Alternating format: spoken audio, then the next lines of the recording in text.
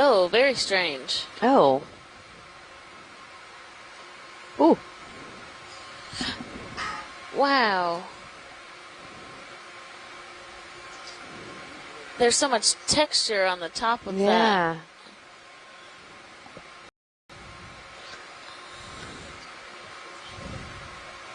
It's just gliding around down Yeah, there. that looks like a brain. Yeah, it does. About halfway through that move, pilots. Looking good. Sounds good. Still heavy at 35, so I'll start Oh, to pan Kevin down as Cosa, you it go looks off like it screen, just had a but big got plenty of breakfast, time. which is that might be why it is so has so much Lumpy. dimension, Yeah. to the disc part of that ophoroid. Yeah. Is it alright to take more Zoom? Yeah, go for a video. Awesome. Okay, panning down.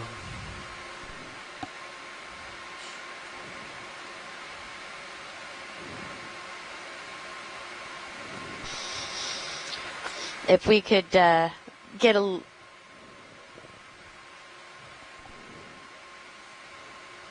$60.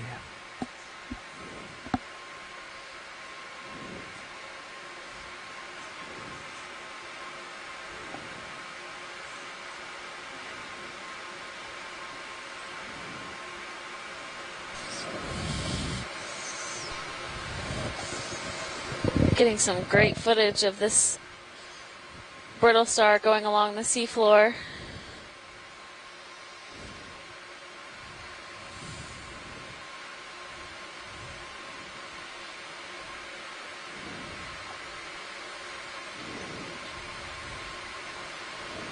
Looks like it possibly lost one of its arms there, the farthest one. Right.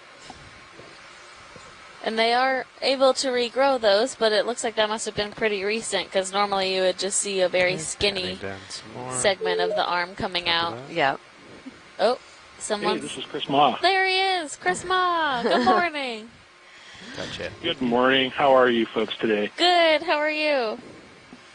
Good. It's a lovely Tuesday in Washington, D.C. And you have this very bizarre-looking brittle star. The only thing that, assuming that is actually a brittle star and not some weird thing that I'm completely missing, the only brittle star I know that looks even vaguely like this is something called Ophiomyxa. Okay. And the thing is that every time I see them, so Ophiomyxa has a really soft disc surface, and usually when I see them preserved, they're deflated and kind of, they're sort of flappy looking, and, you know, they look like a deflated bag. If this is indeed one of those animals, then I can't say that I've ever seen one like with the disc swollen like that. This is a fairly sizable animal too, isn't it? Yeah, it looks like it's a little less than 10 centimeters across. Swinging probably. Wow. Copy that. Huh. I mean, I'm tempted to collect it just because.